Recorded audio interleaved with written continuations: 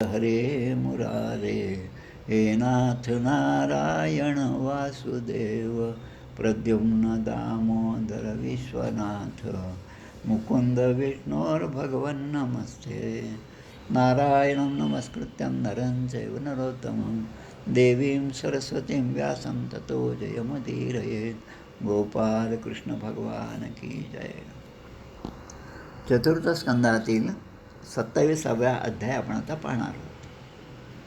पुरंजनाचं शिकारी होऊन घरी आल्यानंतर आपल्या पत्नीला पुन्हा तिचं मन वळवण्यासाठी प्रयत्न करणं आणि मग त्यानंतरचा परिणाम जो आहे तो आता या कथेमध्ये सांगितलेला आहे.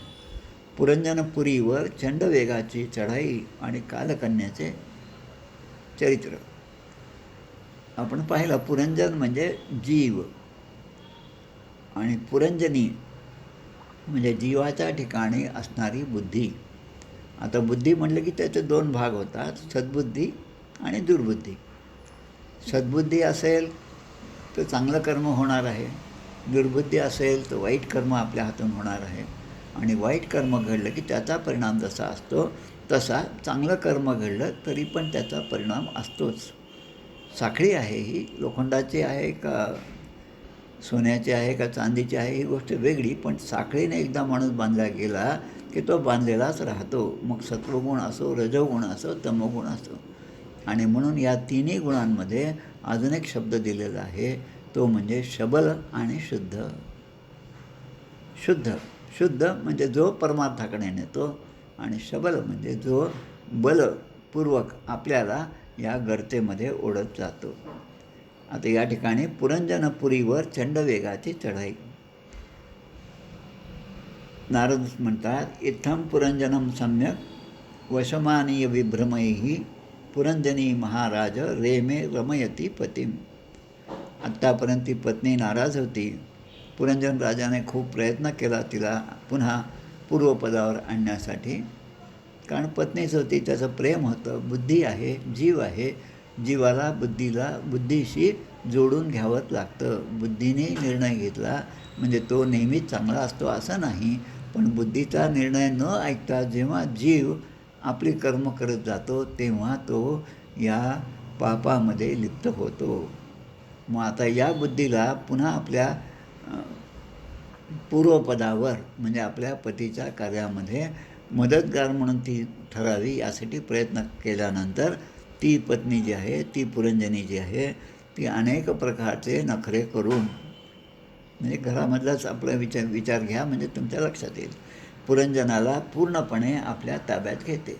आता बुद्धी या जीवाला आपल्या ताब्यात घेते. म्हणजे आता बुद्धी जसं म्हणेल तसं हा जीव करायला सुरुवात करतो. आणि पहिली गोष्ट काय आहे तर आनंदित झाला आणि तो आपल्या त्या पत्नीबरोबर रमू लागला. रेमे रमयती पतीम. रेमे रमयती पतीम म्हणजे पत्नीबरोबर ती रममाण झाली.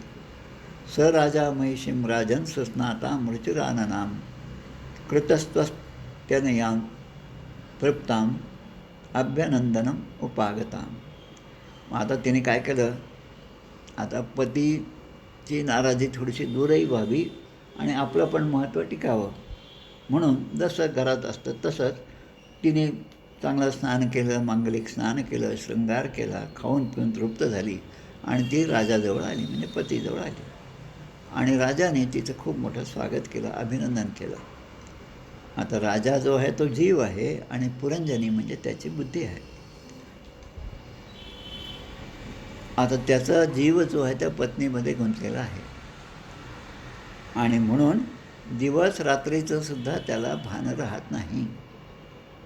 म्हणजे जीव जो आहे तो विषयांच्यासाठी इतका तळमळत असतो की विषयजनित सौख्य होणार नाही हे त्याच्या लक्षातच येत नाही.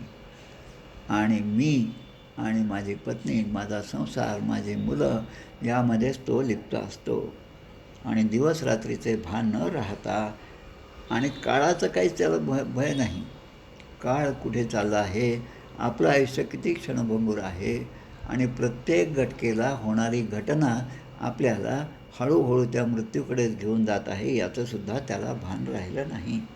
तामेव वीरो म्हणते परम यत् तमो अभिभूतो न निजम परम च यत. आणि अशामुळे काय झालं, त्या बुद्धीचा प्रभाव जीवावर झाला आणि जीव जो आहे तो परमात्म्याला विसरला. म्हणजे बद्धाची अवस्था त्याला प्राप्त झाली. आत्मा, परमात्मा, आत्महित काय आहे, परमात्म्याबद्दलचा विचार, त्या परमात्म्याचा मी अंश आहे हा सुद्धा विचार नाही. थेंबुटा सागरी मिळाला. किती वेळ लागला त्या थेंबुट्याला सागराशी मिळण्यासाठी, तर काही क्षणच आहेत. फक्त तो त्या सागरामध्ये पडला पाहिजे. म्हणजे त्या जीवानी परमेश्वराशी एकरूपता घेण्याचा विचार मनात आणला की तो परमेश्वराशी एकरूप झालेला असतो.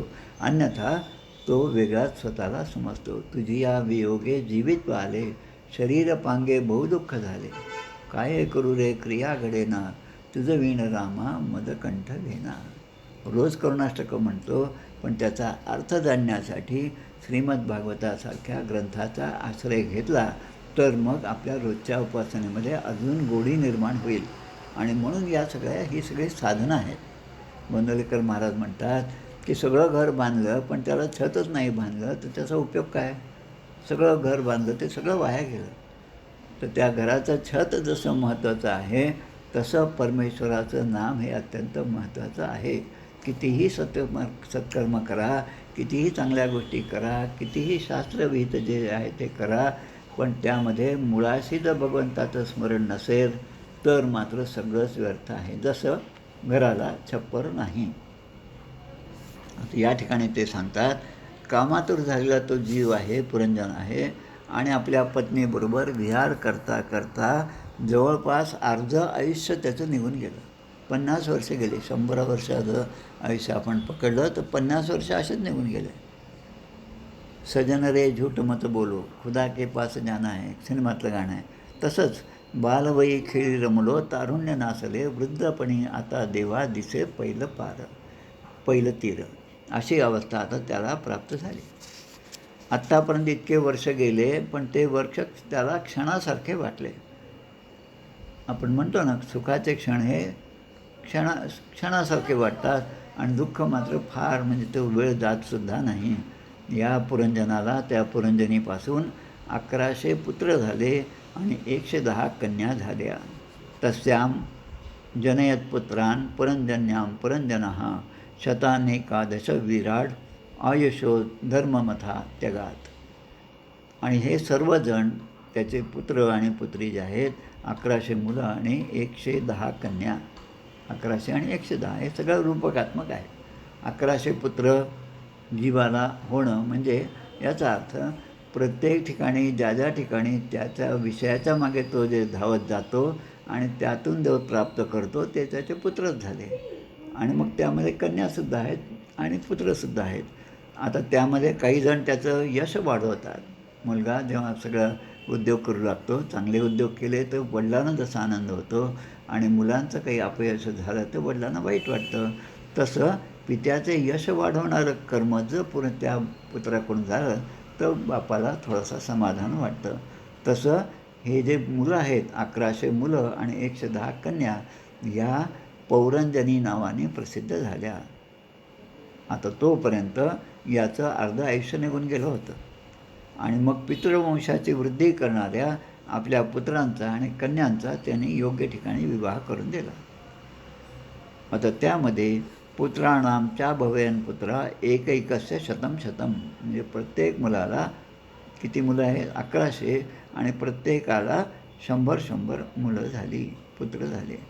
आणि अशा प्रकारे त्या वंशाची वृद्धी झाली आणि तो सर्व वंश पुरंजनाचा हा पांचाल देशात पसरला.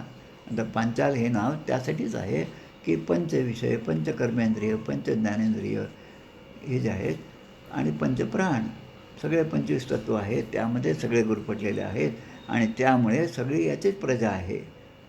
आता तो म्हणतो की हे माझे आवडते आहेत आणि त्यांचं मी तोंडसुद्धा पाहणार नाही. मग हे शत्रू झाले आणि हे आपले मित्र झाले. मग आता पुत्र ते पुत्र, नातू, घर, खजिना, सेवक, मंत्री अशामध्ये त्याचं ममता निर्माण झाली त्याला आणि अनेक भोगांमध्ये तो अडकून गेला. आता आयुष्यभर आत्म्याचे कल्याण करणाऱ्या कर्माबद्दल बेफिकीर राहतो. आता दुसरी बाजू पहा.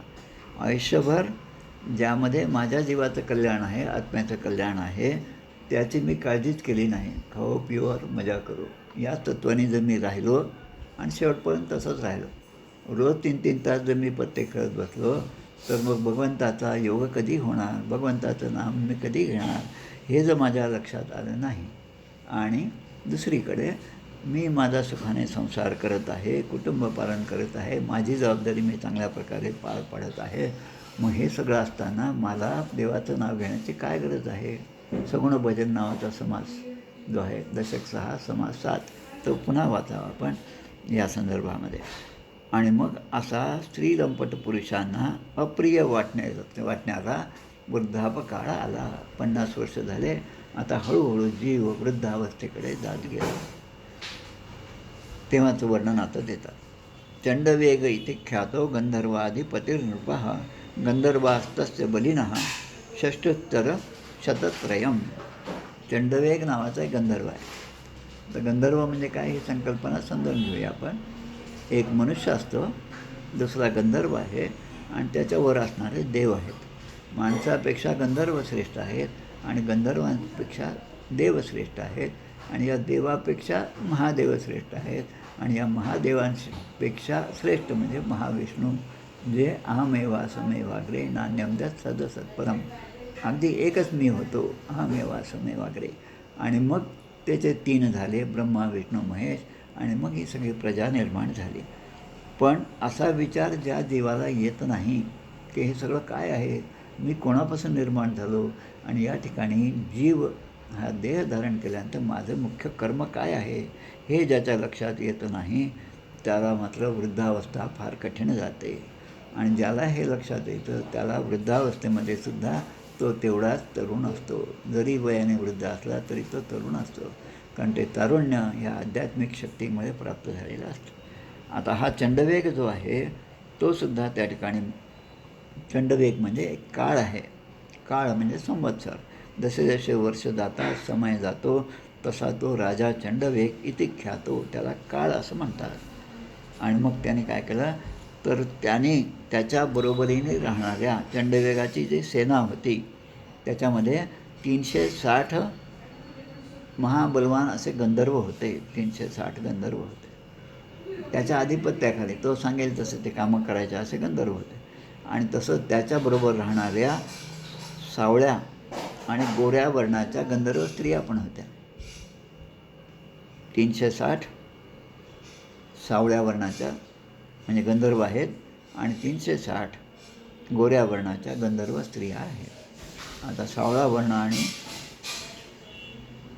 गोरा वर्ण हे जे आहेत त्याचा अर्थ काय की 360 दिवस आणि 360 गंधर्व स्त्रिया, म्हणजे 360 दिवस आणि 360 रात्री. आणि आता हा जीव जो आहे, पुरंजन जो आहे, तो या आळीपाळीने आपल्या नगरात फिरवून भोगविलास सामग्रीने भरलेल्या नगरीला हा चंडवेग येऊन आता लुटतो की अरे हा आतापर्यंत खूप या ठिकाणी मजा मारत आहे, विषयामध्ये लिप्त आहे, पण भगवंताचा योग याला कधी येणार, आणि म्हणून त्याच्यावर तो स्वारी करतो. म्हणजे हे 360 आणि 360 गोरे म्हणजे दिवस, सावळे म्हणजे रात्र, या त्याच्यावर चढाई करतात. हळूहळू एखादा केस पांढरा होतो, हळूहळू पूर्णच केस पांढरे होतात, एक दात पडतो, तो खूप कौतुकाने हातात घेऊन सगळ्यांना आईवडिलांना दाखवतो. पुढे पुढे सगळे दात पडले तर आईवडील पण नसतात, मग जे आहे ते भोगणं हे त्याच्याकडे येतं. म्हणून वृद्धपणी देवा आता दिसे पहिलं तीर. मग आता या पुरंजनीचं म्हणजे या पुरंजनपुरीचं म्हणजे या देहाचं रक्षण करणारं कोण आहे, तर महाबलवान सर्प 100 वर्षेपर्यंत आणि या 720 गंधर्व आणि गंधर्वी यांच्याबरोबर लढाई करत असतो. म्हणजे दिवस आणि रात्र याच्याबरोबर तो एकटाच 5 फण्यांचा नाग हे रक्षण करत असतो. आता 5 फण्यांचा नाग म्हणजे प्राणापान समायुक्तो पचाम्यन्नम चतुर्विधम. प्राण, अपान, व्यान, उदान आणि समान हे जे आहेत तेच या ठिकाणी दिलेले आहेत. आता क्षीयमाणे ससंबंधे एकस्मिन् बहुभिर्युधा चिंतां परां जगारमार्तः स राष्ट्र पुरबांधव हा. मग एकट्यानेच एवढं युद्ध केल्यामुळे आता हा सुद्धा बलहीन झाला आता पुरंजन. आणि इतके दिवस तो इतका स्वतःच्या भरोशावर सगळं करत होता, पण आता स्त्रीच्या अधीन झाल्याने संकटाची त्याला जाणीव झाली नाही. कालस्य दुहिता काली काचित त्रिलोकीं वरमिच्छती पर्यटन्ति न बहिष्मन प्रत्यनंदत कश्चन. आता हा जो चंडवेग होता त्याची एक कन्या होती, तिचं नाव आहे जरा. आता जरा याचा अर्थ आपण लक्षात घ्या. जरा म्हणजे म्हातारपण. जरा मरण यातून सुटला कोण प्राणी जात, दुःखमुक्त जगला काले कुणी या जीवनात. पराधीन आहे जगती पुत्र मानवाचा. आता या ठिकाणी ती जरा जी आहे ती चंडवेगाची कन्या जी आहे ती त्या ठिकाणी आली आणि ती म्हणते की मी आता जरा म्हणजे म्हातारपण आहे. ती आता म्हातारपण हे कुरूपच असतं. लहान मुलं किती सुंदर दिसतात, म्हातारपण तेवढे काही चांगले दिसतात असं नाही, पण बहु चांगला अंतरी गोड नाही तया मानवाचे जिणे व्यर्थ. बाहेरचं चांगलेपणा असण्यापेक्षा अंतरंगातलं चांगलेपणा असेल तर तया लागे कोणीतरी शोधित आहे. मग ते म्हातारे असले तरी असतील, चांगले असले तरी आहेत, त्या संतांना शोधत असणारं जग हे आहे. आता ही जी म्हातारी होती जिचं नाव जरा आहे ती अभागी होती. आता ती या ठिकाणी कशासाठी आली तर ती स्वतःसाठी वर शोधण्यासाठी म्हणून आली आणि त्रैलोक्यामध्ये भटकत होती आणि चंडवेगाची तिची गाठ पडली. मग चंडवेग तिला म्हणतो की तुझ्यासाठी तुझा विवाह व्हावा यासाठी मी तुला काहीतरी मदत करेन. आणि मग ती प्रेरणा त्या जराला मिळते आणि कदाचित गतमानासा ब्रह्मलोकान महिमगतम वब्रे व्रतम मां तू जानती काममोहिता. मग नारद स्वतः सांगतात, एक दिवस मी ब्रह्मलोकातून पृथ्वीवर आलो तेव्हा फिरता फिरता ही जरा मला भेटली म्हातारी. आता नारद जे आहेत, नारदांचा केव्हाही फोटो पहा, चित्र पहा, एकदम तरुण छान पाहिल्यावर आनंद होईल असं त्यांचं चित्र आहे. नारद म्हातारे झाले असं चित्रच नाही. आता ती जी आहे जरा ती नारदांना म्हणते की माझ्याशी विवाह करा. तेव्हा नारद म्हणतात मी नैष्ठिक ब्रह्मचारी आहे, मी तुझ्याशी विवाह करू शकत नाही. आता हे ऐकून तिला राग आला. रागाने तिने मला शाप दिला. नारद म्हणतात काय, स्थातुमर्यसे एकत्र मद्यांच्या विमुखो मुने हे. तू माझ्या विनंतीचा स्वीकार केला नाहीस म्हणून मी तुला शाप देते की तू एका ठिकाणी स्थिर राहू शकत नाही. आता हा शाप नारदांना मिळाला आणि तोच शाप जो आहे तो वरदान ठरला आणि त्रैलोक्यामध्ये नारदांचा संचार होऊ लागला. आता ती जरा जी आहे मग आता ती कुठे जाईल तर ती गेली यवनराज भय यांच्याकडे. यवनराज, यवनांचा राजा भय. आताही आपण म्हटलं यवन म्हटलं की भीती माणसाच्या मनामध्ये येते. येतील आणि काहीतरी जुडगुज घालतील, सगळं नासून टाकतील, सगळा देश नाचला अशी परिस्थिती ते यवन तयार करतील. मग त्यांचा भय, त्याचं नाव भय, या भयाशी तिने पतिरूपाने त्याला भरलं. म्हणजे जरा आणि भय या दोन्ही गोष्टी एकत्र. इंद्रियार्थेषु वैराग्यम अनहंकार एवच जन्ममृत्यू जरा व्याधी दुःखदोषानुदर्शनम. गीतेमध्ये 13व्या अध्यायामध्ये हा श्लोक आहे. तर आता यवनराज भयाशी या जरेने लग्न केलं आणि ती म्हणते की आपण आता वचनबद्ध झालेलो आहोत. आता यवनामध्ये आपण श्रेष्ठ आहात म्हणून मी आपल्याला वरलेलं आहे. जीवांनी आपल्या बाबतीत केलेला संकल्प कधीही निष्फळ होत नाही. म्हणून जे मनुष्य, आता हे आपल्यासाठी महत्त्वाचं आहे, द्वाविमा अनुशोचंती बलावसद अवग्रहो यल्लोकशास्त्रोपनतम न राती न तदिच्छती. आपल्यासाठी सांगितलं आहे, जो मनुष्य, जो लोक शास्त्राच्या दृष्टीने देण्यायोग्य वस्तूचे दान करत नाही आणि जो शास्त्रदृष्टीने अधिकारी असूनही ते दान घेत नाही, हे दोन्ही गोष्टी. जेव्हा मला दान करण्याची इच्छा असते तेव्हा मी दान केलं तर ते योग्य होईल, पण माझ्या मनातला तो विचार गेला आणि मग दान करण्याची संधी आली तर मी दान करू शकत नाही. म्हणून मनामध्ये दुसऱ्याला देण्याचा विचार आल्याबरोबर आपलं पहिलं कर्तव्य ते करून मोकळं व्हावं. त्या कर्माच्या बंधनातून मुक्त व्हावं. पण ते जर आपण नाही केलं तर तो दुराग्रही आहे, तो केवळ मूर्ख आहे. न राहती न तदिच्छती. अथो भजस्व मां भद्र भजन्ती मे दयां कुरुम एतावान पौरुषो धर्मो यदार्थान अनुकंपते. आता महाराज आता हे सांगत आहेत की यावेळी मी आपल्या सेवेसाठी हजर आहे. आपण माझा स्वीकार करावा आणि अनुग्रह करावा. दीनांवर दया करणे हा खराच पुरुषार्थच आहे आणि तो जर नाही केला तर मग दुराग्रही आपण मूर्ख ठरतो.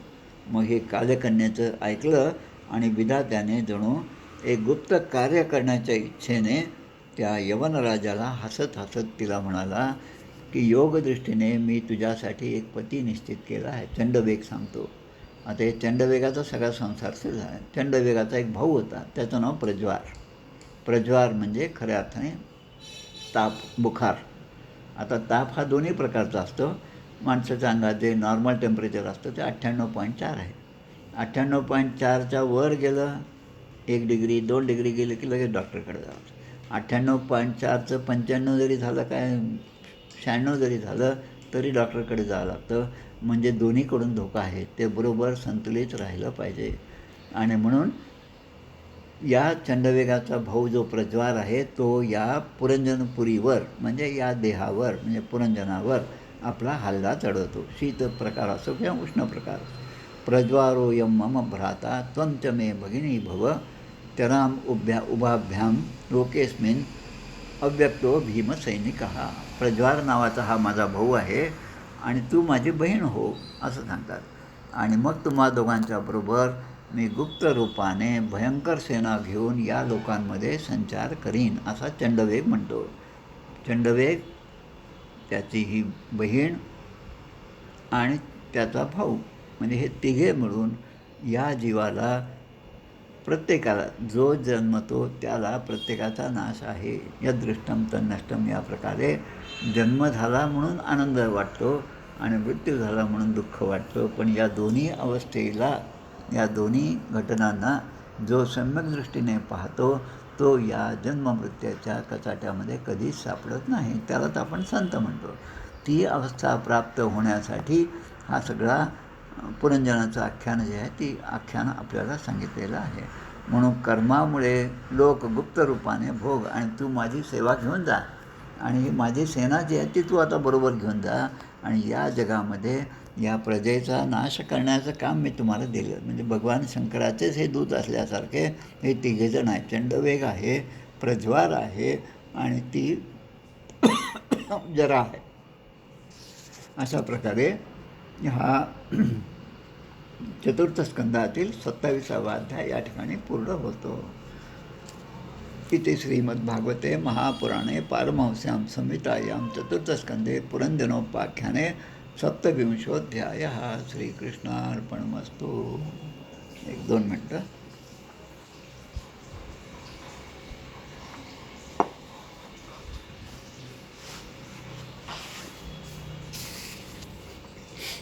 जय हो जय श्री भागवता, आरती करी तुझ भगवंता. श्री शुकमुनीने परम भक्तीने नाना परीने गायले जा हरिचरिता. आरती करी तुझ भगवंता. वेद तरुचे मधुर फळ स्वादुरसे जे सोज्वळ. आत्मा राम मुनी अचळ से पुनि करीती जन सफळ.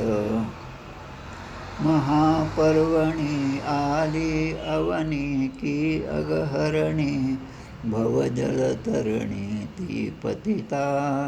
आरती करी तुझ भगवंता. येथे व्यासांची वाणी सार्थक हरिगुण गावोनी. शास्त्र पुराणी मुकुटमणी परम प्रेमामृत जननी. सहज सेविता भाविक भक्ता उदारदाता मोक्ष तत्वता देहाता. आरती करी तुझ भगवंता. गमते जणू मानस तीर्थ, द्वादश सोपाने युक्त. निर्मल भक्ती जले भरित, विहरे हरिहंस तिथेथ. श्लोक सुकुमले संत अलिकुले, सेवुनि रमले भान विसरले. रस पिता आरती करी तुझ भगवंता, अपार महिमा ग्रंथाचा, वदवे ना कोणासाचा.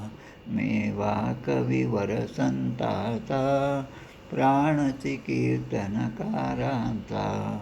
जणू बोधाचा स्वयंप्रभेचा, द्वादश कळीचा रवी अंतरीचा. तमहरता आरती करी तुझ भगवंता, ग्रंथ नव्हे हा श्रीकृष्ण, गीते वेधी मन पूर्ण.